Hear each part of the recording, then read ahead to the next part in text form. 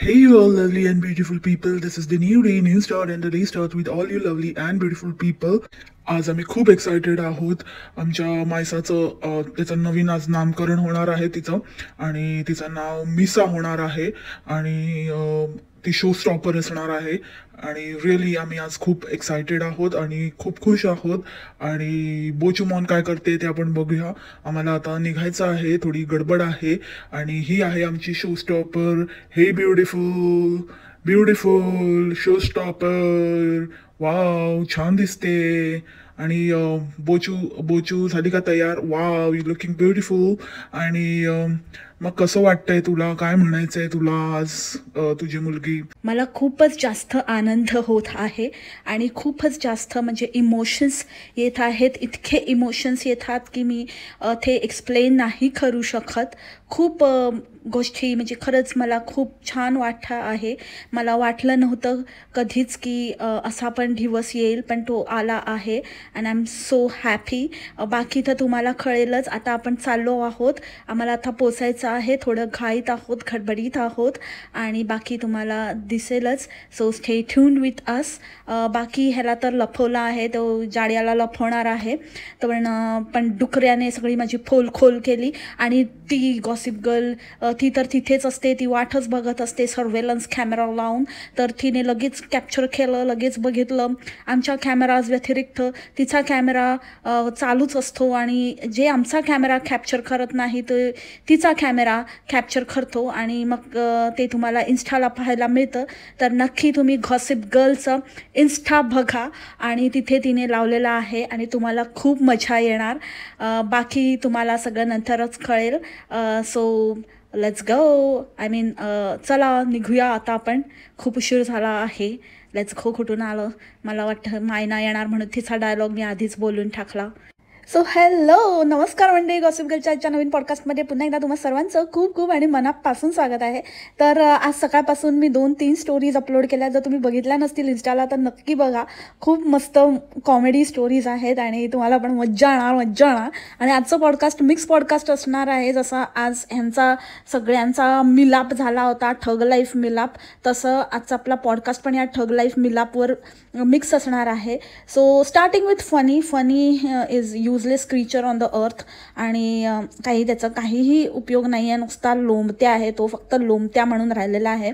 F for funny, F for फुगी, दोघेही, एक लोमत्या आणि दुसरा फावडा खुरपणीने खुरपत असतो. आणि तो डुक्कर, बरोबर फावड्या आणि डुकऱ्याची जोडी. पेप्पा पिग खूप क्यूट आहे हा, पण हा तर रान डुक्कर. एफ फॉर फनी आणि एफ फॉर फुगीची सेमच हालत आहे. दोघेही एकाच पेजवर आहेत. दोघांनाही कोणी कुत्रं भाव देत नाही. डुक्कर पण भाव देत नाही आणि बोचू पण भाव देत नाही. डोरेमॉन पण भाव देत नाही. कोणी भाव देत नाही. तसं तर डुकऱ्याला पण कोणी भाव देत नाही, पण तो आपला घुसत असतो आणि कुठेतरी इकडे तिकडे सगळ्या बायकांच्या मध्ये आपल्या बायकोला कोपच्यात सोडून तिला काय असं उगाचच आपलं शोची भावली असं कोण तिला दुसरा भाव देतो का असं तिला घेऊन येऊन तिला बनवून स्वतः दुसऱ्यांच्या मागे लोंबत असतो, दुसऱ्यांच्या मागे करत असतो. आणि फनी लोंबत्या तर ऑल टाईम लोंबतच असतो बोचूच्या मागे.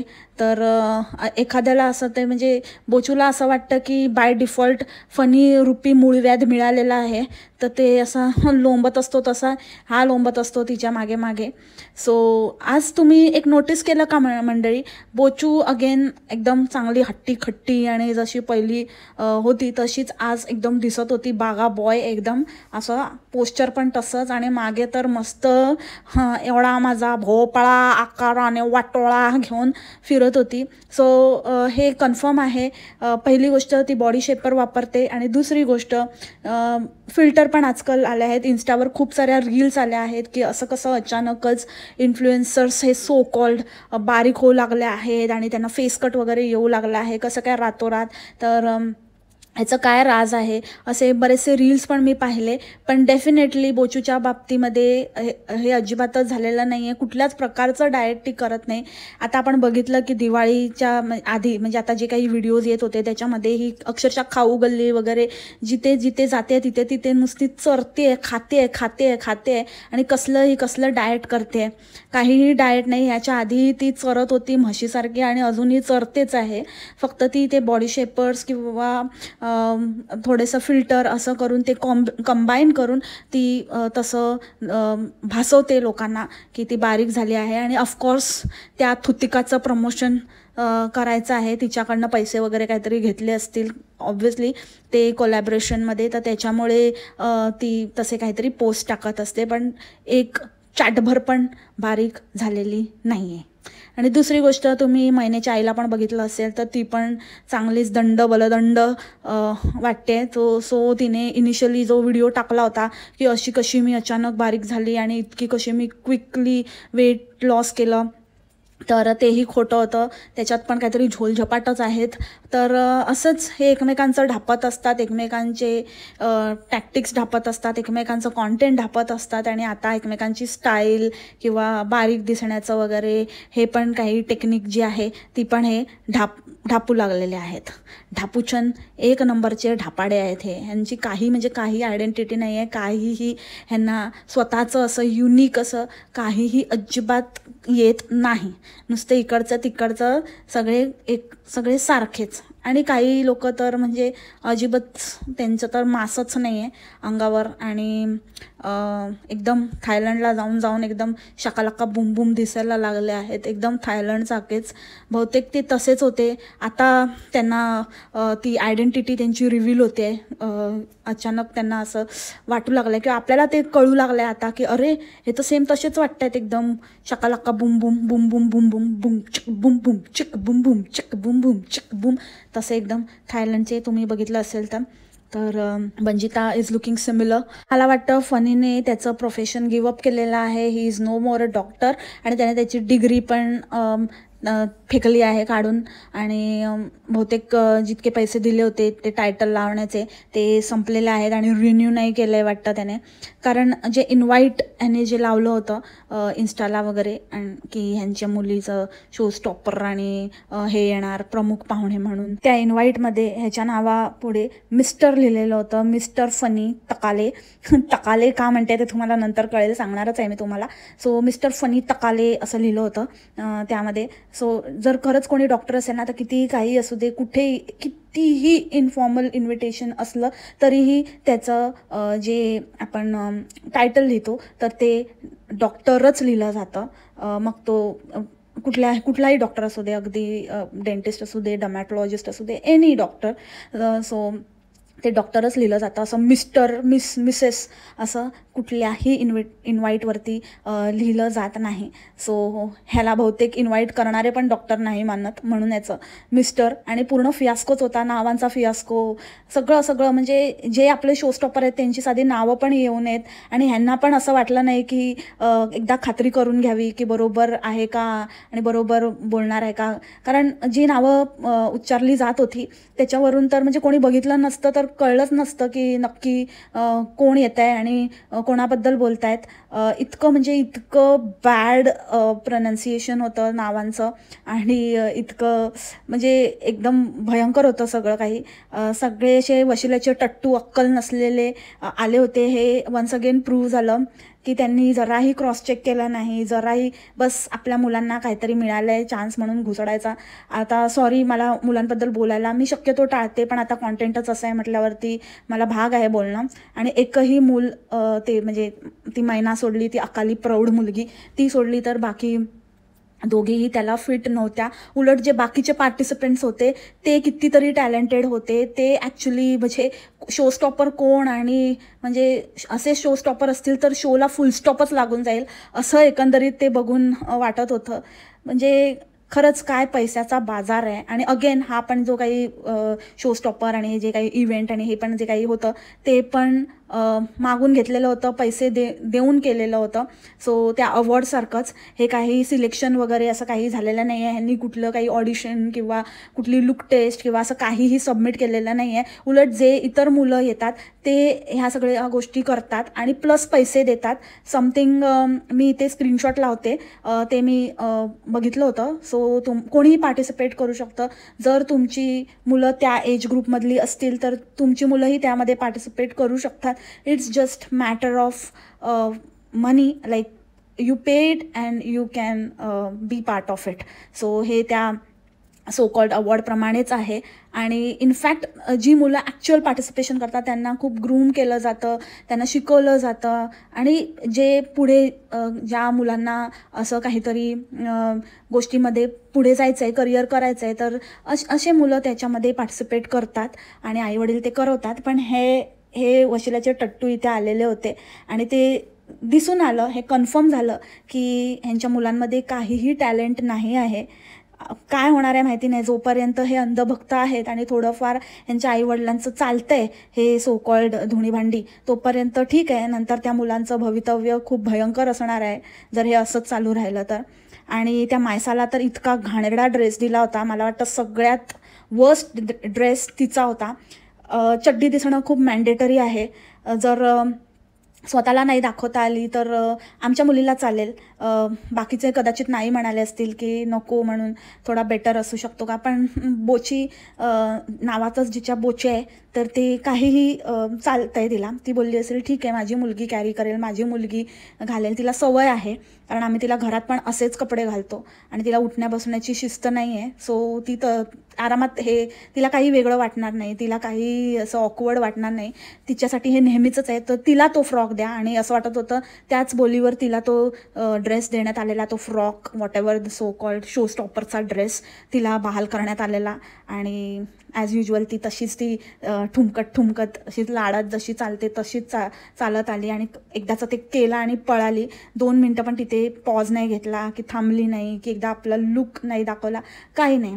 सो ती मुलगी नर्वस आहे. त्या मुलीमध्ये एवढा कॉन्फिडन्स नाही आहे.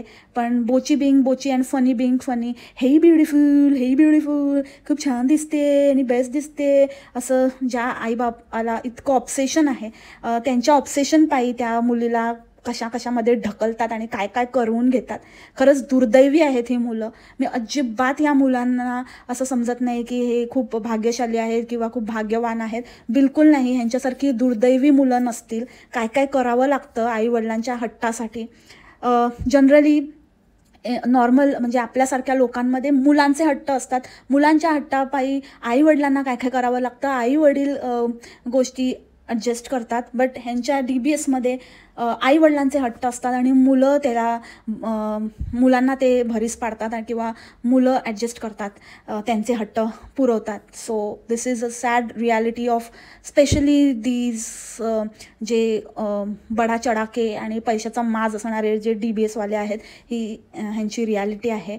आणि ह्यांच्या ह्याच हट्टामुळे उद्या जर देव न करो ह्यांच्या मुलांना हे फेम नाही मिळालं, मग ते अगदी मायनाचं वगैरे पण का असेना, जर ते फेम नाही मिळालं, तेवढं रिस्पॉन्स नाही मिळाला तर अक्षरशः ही मुलं डिप्रेशनमध्ये जातील. इतक्या लेवलवर त्यांच्या डोक्यामध्ये, त्यांच्या मनामध्ये त्यांना ते रुजवलेलं आहे. त्यांना ते मेंटली इतकं म्हणजे काहीतरी तुम्ही भारी आहात, तुम्ही कोणाचे तरी सॉलिड. आणि मुलांचं तर सोडा, उद्या जर हे जे DBS पण चाललं नाही, लोकांना ह्यांची हळूहळू रियालिटी समजते आणि जसं ती समजत जाईल आणि लोक दूर होत जातील तसं ह्यांचंच आधी काय होणार आहे हे खूप बघणं महत्त्वाचं ठरणार आहे. आणि तो दिवस लवकरच उजाडणार आहे. त्याच्यासाठी मी प्रयत्न करणार आहे आणि हे खूप जरुरी आहे. जर समाजाला आपल्याला वाचवायचं असेल असल्या घाणेरड्या इन्फ्लुएन्सपासून, तर आपल्याला ह्यांचा पर्दाफाश करणं आणि ह्यांना हाकलून लावणं खूप खूप जरुरी आहे. सो ही आहे फीज. ही फी पे करून तुम्ही पार्टिसिपेट करू शकतात, म्हणजे तुमची मुलं पार्टिसिपेट करू शकतात. हे काही म्हणजे खूप काही सिक्रेटिव्ह किंवा असं काही नाही आहे. त्यांच्या पेजवर हे आहे फॅक्समध्ये, तर तुम्ही स्वतःही जाऊन ते चेक करू शकता. फक्त हा स्क्रीनशॉट मी तुमच्यासाठी लावते इथे, तो एकदा बघून घ्या. बाकी तुम्हाला काही डिटेल्स हव्या असतील so you can check out there. So this is the screenshot. So here is our showstopper निसा तकाले आणि वोवी બંજીતા પટેલ.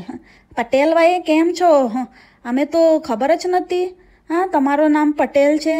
તમારો નામ તો પાટીલ હતા ને? तू चेंज करी दिदा?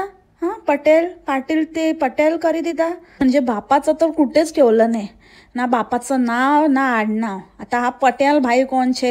आता पटेल कोणतरी पटवलाय वाटतं, त्याचं नाव लावते पटेल आणि बापाचं तर नावच नाही, चमन डायरेक्ट બંજીતા. सो मला असं वाटतं की ह्या DBSने या ज्या बायका आहेत ह्या बायकांनी आपले जे आता खरंच तो वर्ड यूज करणं खूप बेकार वाटेल, पण जे आहे जे तुम्हाला माहिती आहे ना, यांचं सगळं डीलर जे आहेत त्यांचा हेच अस्तित्वच नाकारलेलं दिसते. जसं ह्यांना काहीतरी फेम मिळालं, ह्यांना काहीतरी चांगलं नाव, म्हणजे काहीतरी कमल, चांगलं की वाईट आता ते माहिती नाही, तो एक वादाचा विषय आहे. बट जे पण काही यांचं नाव झालं तर त्यामुळे आता ह्यांनी आपल्या नवऱ्याचं अस्तित्व नाकारलेलं आहे आणि आता तो नवरा ह्यांच्या मुलांचा बाप म्हणण्याच्या पण लायकीचा त्यांनी ठेवलेला नाही आहे. ह्याच्यावरून म्हणजे भयानक वास्तव काय असू शकतं ह्यांचं. आणि हे तुमचे इन्फ्लुएन्सर्स आहेत, ही तुमची आयडियल फॅमिली आहे, हे तुमचं आता बिलकुलच ह्याच्यामध्ये फेमिनिझम आणि हे सगळ्या ह्या गोष्टी आणू नका. कारण मग असं झालं तर मग तो काळ लांब नाही, तो दिवस लांब नाही ज्याच्यामध्ये पुरुषांवर अत्याचार होऊ लागतील आणि पुरुष एक म्हणजे जसं आता आपण स्त्रीवाद तसा पुरुषवाद उदयास येईल ह्या असल्या स्त्रियांमुळे. मला वाटत नाही की कधी समानता येऊ शकेल. आयदर ह्यांचं वर्चस्व नाही तर त्यांचं वर्चस्व असंच आहे आणि हे आपलं आयडल्स असूच शकत नाहीत. हे आपण ह्यांना आयडियल मानूच शकत नाही. हे कुठल्या लेवलचं आणि काय कुठे नेऊन ठेवलं आहे यूट्यूब माझा असं झालेलं आहे. म्हणजे काय वाटेल ते. आणि खरंच म्हणजे ह्या लोकांना एवढी पण अक्कल नाही की ह्यांना ओव्हर कॉन्फिडन्स झालेला की बरोबरच नाव घेतलं जाईल. आणि मेन म्हणजे मुंबईमध्ये महाराष्ट्रामध्ये तो शो असताना मराठी माणसाची नावं तुम्हाला घेता येत नाहीत. आता हे सो कॉल्ड ही બંજીતા ज्यांच्यासाठी काम करते, मोठे डंका पिटणारे महाराष्ट्रातले कोण ते कसले सैनिक ठैनिक आता कुठे गेले? कुठे तोंड काळी केलीत तुम्ही? हां, ना ते सच्चे ना हे सच्चे ना कसलंच. म्हणजे हे दुर्दैव आहे आपल्या महाराष्ट्राचं की असल्या लोकांना आपण उचलून धरतो. अशा फालतू एखाद्या माणसाला मराठी बोलता येत नसेल तर त्याला मारायला त्याला जीवे मारायला उतारू होणारे हे लोक, एवढं धडधडीत ज्या पार्टीचं ही समर्थन करते, एवढं ही हुशारी करते, जे लोक हिला एवढं उचलून हिचा उदो करतात, तर त्यांनी एकदाही त्यांना ही गोष्ट लक्षात येत नाही हां की बाबा हिने स्वतः तिथे करेक्ट करायला नाही सांगितलं त्यांना ना, त्यांना सांगितलं की बाबा कोणतरी असं घ्या जी व्यवस्थित नाव घेईल वगैरे. अशा ठिकाणी तुम्हाला ह्या गोष्टी जरी खूप मायनर वाटत असल्या तरी पण ह्या गोष्टी खूप मॅटर करतात आणि खूप ह्या गोष्टींकडे लक्ष द्यायला पाहिजे होतं. अत्यंत फसलेला आणि अत्यंत बेकार असा शो होता. फक्त पैशाची मजा होती आणि बाकी झिरो टॅलेंट, झिरो प्रेझेंटेशन, म्हणजे काहीच अर्थ नव्हता. तो उगाचच आपला चुराळा होता. Waste of time, waste of everything. ह्याच्यातनं फक्त आणि फक्त ह्या लोकांना काय तो फायदा होणार आहे. बाकी तर बघणारे तोत्याच बनले, युजलेस पीपल आणि एकदम ठग लाईफ. लोकांना काहीही दाखवायचं, लोकांना काहीही सांगून काहीही दाखवून पैसे देऊन केलेल्या गोष्टी असं काहीतरी आपल्याला मिळालं आहे, आपल्या मुलांनी ते अचीव केलं आहे असं खोटं दाखवायचं आणि लोकांना फसवायचं. या पलीकडे यांना काहीही जमत नाही. आणि खरंच हे सेकंड टाईम उदाहरण असं समोर आलं आहे आपल्या की मराठी आणि किंवा मराठी माणसाला हे जे म्हणतात की मराठी माणसाला पुढे जाऊ देत नाही मराठी, पण तुम्ही मराठी माणूस म्हणून किती काळजी घेता. मागे पण आपल्या महाराजांच्या बाबतीत 1 नाही 2 नाही, कोणी किती किती एकानेही त्याच्यावर काही करावं, काही ॲक्शन घ्यावी, एक छोटंसं काहीतरी गोष्ट कुठेतरी काहीतरी रिस्पॉन्स द्यावा असं कोणालाही वाटलं नाही. आणि आज ही गोष्ट आपण पाहतोय की मराठी बोलता येत नाही आहे, नावं घेता येत नाही आहे, आणि अशा शोमध्ये हे लोक पार्टिसिपेट करत आहेत. आणि ह्यांना असं वाटतंय की काय भारी तीर मारलं आहे, ह्याच्यापेक्षा फ्लॉप काहीच नसेल इनफॅक्ट. आणि पूर्ण व्हिडिओमध्ये विनाकारण म्हणजे तो ढबी डुकरे कशाला तिथे आलेला काय माहिती, तो तर पुढची सोय करायला आलेला वाटतं. आता पुढच्या वर्षी त्याची मुलगी एलिजिबल होईल, 3 years ऑनवर्ड्स आहे ते म्हणजे एंट्री. सो तिथे दाखवायला आला असेल, पुढच्या वर्षी ती पण येईल, तर ती आली तर नवल वाटायला नको. आणि ॲज युजल ह्याच्याकडे एकच तो बैलमॅन घालून फिरत असतो, छपरी घाणेरडा, तेच ते. आणि त्या फावडेक्सचा तर फावडा लावलाय मी इन्स्टाला जसं तुम्हाला सांगितलं. आणि नुसतं बोचूचं चाललेलं ह्याच्या फ्लॉप जोकवर फक्त आणि फक्त त्या बोचूलाच हसायला येतं अख्खा वेळ. नुसतं म्हणजे ना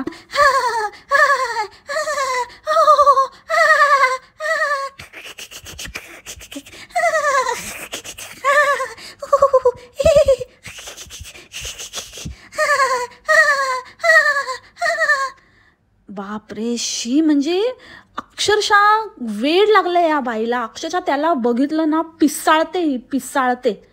म्हणजे तिला तर असं खुलं मैदान मिळालेलं आहे की हा आहे लोंबत राहील अख्खा वेळ मागे, हा कुठे जात नाही आहे. ह्याला मध्ये मध्ये टोचन देत राहायचं बस, मध्ये मध्ये बोलायचं की तू किती ग्रेट आहे, तू कसला भारी आहे आणि मी खूप नशीबवान आहे, बस असं टोचन द्यायचं. मध्ये त्याला साईड करायचं, अंधारात डोळे मिटून घ्यायचे, बस प्रश्न मिटला, लोंबत्या सुटला. आणि बाजूला उजेडात हा आहे मस्त, ह्याच्याबरोबर मस्त चाललंय आपलं. आणि ती मैना पण एवढूशा वयामध्ये ना, म्हणजे तिचे हावभाव आणि तिचं बोलणं आणि अशा छपरी लोकांना ती बरोबर ओळखते. आणि कोणाकडे कशा पुड्या सोडायच्या, कोणाला कसं बोलायचं, कोणाला कसे फासे टाकायचे ते त्या मैनेला आत्तापासून माहिती आहे. बहुत लंबी रेस की घोडी आहे, बहुत घोडी तगडक तगडक तगडक. बोलना नहीं चाहिए लेकिन आहे जे आहे ते आहे. त्या ढबी डुकरेला बघितलं कशी बोलत होती. आत्ता माझ्या पायात व्हील आहेत म्हणून मी काय बोलत नाही, नाही तर तुझ्याकडे मी बघितलं असतं म्हणून तुला सोडून देते. हां, तिच्या पायात व्हील आहे ना म्हणून तिने तुला सोडलं, नाहीतर मग घेतली असती उडी तुझ्या अंगावर. तसं पण तिला ना माकडासारखी झपा पुड्या मारायची सवय आहे. मागे पण बघितलं ना त्या सिरियलमधली ती आता तिचं नाव नाही आठवत आहे, तेच ती रेशीमगाठमधली ती आहे ना, तिची फ्रेंड दाखवलेली. तिचा नवरा तो ह्याच्यामध्ये आहे, क्रिकेटचं हे करतो, फिटनेस ट्रेनर आहे. सो त्याच्या अंगावर कशी उडी टाकलेली अशी बरोबर बघते. हां, कवळे आणि त्यांच्या अंगावरती उड्या टाकते. असली ही मायना आहे. हिला फार गोड वाटतं. आईबापाला तर काही कळतच नाही, आईबापाने शिस्त नाही लावली. ती तर लहान आहे पण आईबापाला कळत असून पण वळत नाही. त्यांना असं वाटतं की काय नॉर्मल आहे, ठीक आहे, पण लक्ष द्या तिच्याकडे. वयात येते ती, म्हणजे वय नाही तिचं वयात येण्याचं, पण आली आहे ती. मायराचा बाप पण असा सगळीकडे नुसता आपला बडबड करण्यात आणि फालतूगिरी करण्यातच बिझी असतो.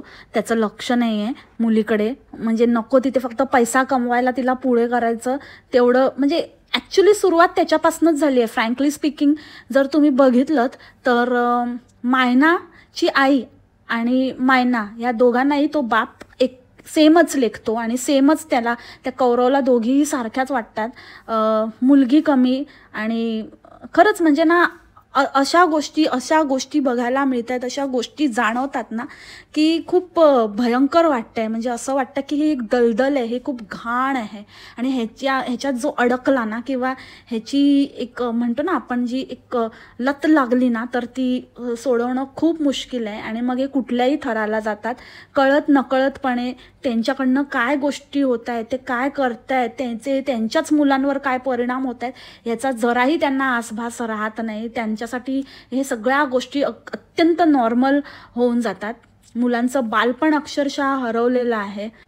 त्यातल्या त्यात मला असं वाटतं की चमन बरा आहे, सॉर्टेड आहे आणि बंजिता पण ठीकच आहे. पण जर हे असंच चालू राहिलं तर बंजिता पण जाणार आहे त्याच मार्गाने आणि तिचं पण तेच होणार आहे आणि चमन काहीच करू शकणार नाही. आजच आपण त्याची झलक बघितली की त्याचं नाव म्हणून अजिबात त्या मुलीच्या आयडेंटिटीमध्ये बापाचं नाव, साधं नाव पण नाही. ह्याच्यापेक्षा दुर्दैव काय असू शकतं त्या बापाचं. आणि राहिला प्रश्न ढबी डुकरेचा, तर तो तर नेक्स्ट लेवल आहे. जसं की मी सांगितलं, तो नेक्स्ट इन लाईन आहे. त्याच्या इतका तर निर्लज्ज माणूस कोणी नसेल. आणि नेगेटिव्हिटी काहीतरी म्हणत होता की आजूबाजूला आम्हाला नकोच आहे, तर आजूबाजूला नाही, अखंड तूच नेगेटिव्हिटीने भरलेला आहे. जिथे तू आहेस तिथे अजून कोणत्या पनोतीची किंवा अजून काही वाईट होण्याची किंवा नष्टर असण्याची आणि आपण जे म्हणतो की दुश्मनी असण्याची काही गरजच नाही आहे. कारण तू घरचा भेदी आहेस. तू घरातल्या घरात यांचं इतकं फाटलेलं, इतक्या गोष्टी यांचं चाललेलं असतं की एखादी गोष्ट जर बोचू लपवून ठेवत असेल, जसं की मी तुम्हाला बोलली ना की परत माझं इन्स्टा स्टोरी बघा, तो डॅमेजर, तो यार्या तिकडे असतो, त्याची तर म्हणजे अक्षरशः काहीच ठेवली नाही आहे. मला नाही माहिती की ह्यांचं किती आता अजून किती काळ ह्यांचं चालणार आहे आणि हे व्लॉगिंग आणि ह्या सगळ्या गोष्टी, हे फेम वगैरे किती काळ असणार आहे. तर ह्या मुलाने काय शिक्षण सगळं सोडलं आहे, काय नाही, नोकरी नाही, धंदा नाही, काय नाही, नुसतं ह्यांचा कॅमेरामन म्हणून फिरायचं आणि ह्याची काही आयडेंटिटी नाही. ह्याला लपवून ठेवलं जातं, अक्षरशः आवाज नाही करायचा बिलकुल. म्हणजे तो तिथे आहे हे कोणाला कळलं नाही पाहिजे. तर इतक्या लेवलवरती त्याला दाबून ठेवलं जातं. त्याला अजिबातच त्याचा म्हणजे फनी तरी तो नवरा आहे, त्याला काही ना काहीतरी फायदा आहे त्यातनं. शेवटी घर की कमाई घर में आने वाली आहे. पण ह्याचं काय आहे, हा काय करणार आहे आणि असे ह्याला काय देत असतील, एवढी म्हणजे त्याची अजिबात इज्जत नाही. ज्याला म्हणतात ना अजिबातच सेल्फ रिस्पेक्ट नसलेला माणूस आहे हा. म्हणजे अक्षरशः त्याकडे बघून तो माणूसच वाटतो, अंकलच वाटतो. त्या बोचीला तर तसंही सगळ्यांनाच दादा दादा म्हणायचं. ही तर स्वतःला एकदम कळीच समजते. दिन में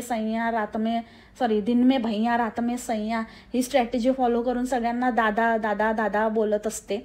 आणि वेगळंच म्हणजे फक्त बोलायला दादा, पण इरादे वेगळेच असतात. तर हा पण एक तसलाच वाटतो. बहुतेक कोणी कामावर ठेवून घेत नसेल किंवा काही काम करण्याचा किंवा कुठलाही जॉब करण्याचं कॅलिबरच नसेल याच्याकडे, म्हणून इथे असा त्या खाज फुंदरासारखा मास्क लावून तोंड लपवून फिरत असतो. मास्क तर नाही लावत, पण हा तोंड दाखवायच्या पण लायकीचा नाही आहे, असा लपलेला असतो. आणि वेळोवेळी ढबीडुकरे मेक शुअर करतो की ह्याला कॅप्चर केलं जाईल आणि ह्याला त्याच्या व्हिडिओमध्ये तो घेतोच. म्हणजे ते असं आहे ना की तुम्ही नाही दाखवलं, तुमच्या व्हिडिओमध्ये तुमचा कंट्रोल आहे, पण मी तर दाखवू शकतो, मी तुमची रियालिटी दाखवणार. आणि त्याला माहिती आहे की गॉसिप गर्ल ही अपॉर्च्युनिटी सोडणार नाही, दिसलं की ती लावणारच लावणार. तर आणि हिचं पितळ उघड पडणार आणि हिचा काट्याने काटा काढायचा आहे. सो हे ह्यांची फॅमिली बॉन्डिंग आहे, ही ह्यांचं फॅमिली आहे. आमचं असं प्रेम आहे, आमची अशी फॅमिली आहे आणि आम्ही एकमेकांसाठी आहोत आणि आमचं असं चालतं. हे जो तेरा है वो मेरा है, जो मेरा है वो तेरी है, तेरी वो भी मेरी है, मेरी में भी मेरी है, असं सगळं चाललेलं आहे यांचं फॅमिली. पण यांचं ते दुसऱ्या लेवलला चाललं आहे. ह्या लेवलवर, प्रोफेशनल लेवलवर, जिथे पैसा कमावण्याचं जिथे येतं, तिथे हे लोक एकमेकांचे पाय काय वाटेल ते धरून खेचतात आणि आदळण्याचा प्रयत्न करतात. एक चान्स सोडत नाहीत. आणि ढबीडुकरे इतका निर्लज्ज माणूस कोणी नसेल जो आपल्या भावाला पण दबाव आणतो, आपल्या भावाला पण सोडत नाही, भावाच्या बायकोवर पण दबाव आणतो, तिला पण स्टेटस किंवा कॅप्शन काढायला लावतो आणि जे आपलं नाही आहे ते पण माझं म्हणून मिरवतो. म्हणजे मला असं वाटतं की हा एक असा माणूस आहे जो इतका आपमतलबी आहे आणि इतकं म्हणजे स्वतःचंच कर्तृत्व शून्य असा माणूस जो स्वतः काहीच करू शकत नाही, फक्त दुसऱ्यांना दबाव आणायचा आणि जे लोक चांगली आहेत त्यांच्या चांगुलपणाचा फायदा घ्यायचा. म्हणजे घरात भांडणं नको वगैरे म्हणून कोण गप्प राहत असेल तर त्याचा गैरफायदा घ्यायचा. मग ते गाडीचं असू दे किंवा रील्स बनवणं असू दे किंवा आपल्या बायकोला. आणि फुगी इतकी तर माय गॉड अनलकी कोणी नसेल. म्हणजे काय काय ना, तिला ना अजिबात तिला कोण उभं करत, घरात पण तिला नाही. तुम्ही बघितलं असेल तर सासू पण नुसती बेटना बेटना करत असेल, फुगी पूजा करत असेल तरी सासू बेटनाला बोलवून आणते, फुगी औक्षण करत असेल तरी सासू बेटनाला हाक मारते की तू ये म्हणून, तू कर, तू कुठे आहेस. सो ह्या छोट्या छोट्या गोष्टी आहेत जिथे फुगीला अजिबातच भाव दिला जात नाही, फुगीला कोणी विचारत नाही. नवरा तर नाहीच, आणि नवरा तर सगळं फेक आणून देतो. गुचीच्या बॅगमध्ये प्रॅडाची हे आणतो बॉक्समध्ये. सो ते पण एक फर्स्ट कॉपी, आणि सगळंच म्हणजे फुगीचं लाईफच फर्स्ट कॉपी झालेलं आहे. तिला सगळंच यूज्ड मिळतं आहे. ढबी डुकरे तर माहिती नाही किती मल्टिपल टाइम्स. आता काय बोलू मी मंडळी, समजून घ्या. समजलं ना. सो अजूनही चाललंच आहे फुगीचं, तर नेवर एंडिंग आहे रे बाबा. कुठून हे घाणेरडं नशीब लिहून आणलं काय माहिती. करा माज, करा, तुम्हाला जितका माज करायचा आहे करा, पण तुमची रियालिटी मी वेळोवेळी दाखवत राहणार आहे, आणि हीच तुमची रियालिटी आहे की अजिबातच तुमच्यासारखं लाईफ, तुमच्यासारखा नवरा, तुमच्यासारखी बायको, तुमच्यासारखी मुलं, तुमच्यासारखी फॅमिली कोणालाच लाभू नको दे. इतके घाणेरडं नशीब कोणाचंच असू नये. जे तुम्ही आहात मंडळी, जे तुमच्याकडे आहे ते ट्रेजर करा, ते सांभाळून ठेवा. तुम्ही खूप नशीबवान आहात. ह्यांच्या दिखाव्यावर जाऊ नका. ह्यांच्या इतके बदनसीब कोणीच नसतील. So at the and he Diwali तुम्हाला सुखाची आणि फुगीच्या भाषेत समृद्धाची जाऊ दे, आणि खूप एन्जॉय करा आपल्या फॅमिली, मस्त फराळ खा आणि स्वस्थ राहा, मस्त राहा. आणि याचं पॉडकास्ट इथेच थांबवते याच नोटवर. आणि हा ओव्हरऑलच ह्यांचा फ्लॉप शो तुम्हाला कसा वाटला, फ्लॉप की सुपर फ्लॉप, तुम्हाला काय वाटतं ते कॉमेंटमध्ये सांगायला अजिबातच विसरू नका. भेटू आपण उद्याच्या पॉडकास्टमध्ये नवीन विषयासोबत. उद्या दिवाळी आहे, सो उद्या दिवाळी विशेष पॉडकास्ट येईल. कॅरेक्टर आपलं ठरलेलं आहे, तुम्हाला माहिती आहे कोण आहे. कॅरेक्टर खूप लपतं आहे, नाही कमीत कमी, पण आता जे आहे त्याच्यावरती व्हिडिओ टाकणार मी. तो छोडेगी नाही, सगळ्यात पहिला नंबर तुझाच लावणार बोंबडे. So wait and watch. So see you tomorrow मंडळी. तोपर्यंत खा प्या, मस्त राहा आणि स्वस्त राहा. Take care, bye, मासला.